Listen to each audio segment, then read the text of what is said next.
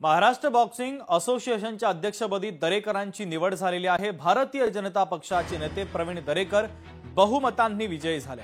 100% मतदान प्रवीण दरेकरांना मिळालेले आहे, तर रणजित सावरकर यांचा मात्र पराभव झाला आहे।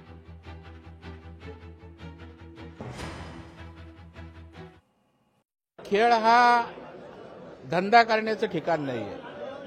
खेळाडू घडवण्याचं, त्यांना मोठं करण्याचं, सामर्थ्य देण्याचं ठिकाण आहे।